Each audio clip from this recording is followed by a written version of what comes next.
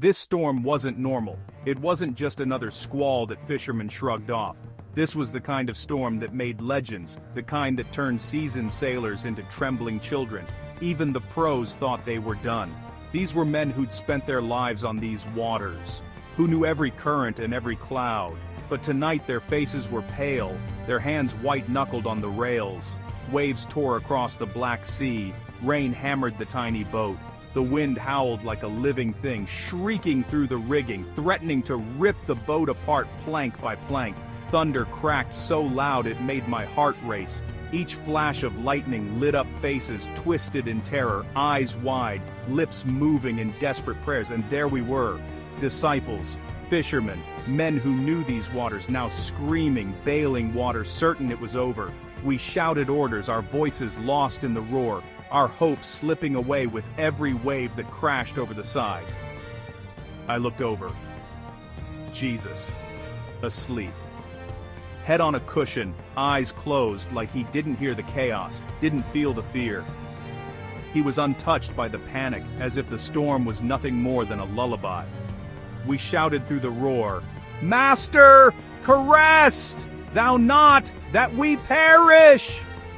Our voices cracked with fear, pleading for help, for hope, for anything. I'll never forget the way he stood up. It was as if time itself paused, the world holding its breath. Everything slowed, the rain, the fear, even my breath. The storm seemed to shrink in his presence, the chaos bending to his calm. He looked at the storm, and with a voice that cut through the madness he said, "Peace, be still." His words were not a suggestion. They were a command, spoken with authority that made the impossible possible. Everything stopped instantly. The wind died, the waves fell flat, the rain faded to nothing. No more thunder, no more waves. The only sound was our own stunned breathing, just silence. A deep, holy silence that settled over us like a blanket. The water, smoother than glass. Moonlight breaking through, shining on faces frozen in awe.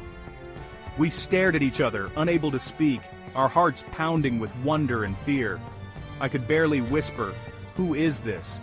that even the wind and the sea obey him. The question hung in the air, heavier than the storm had been. Text faded across the calm, and there was a great calm. Even the wind and the sea obey him.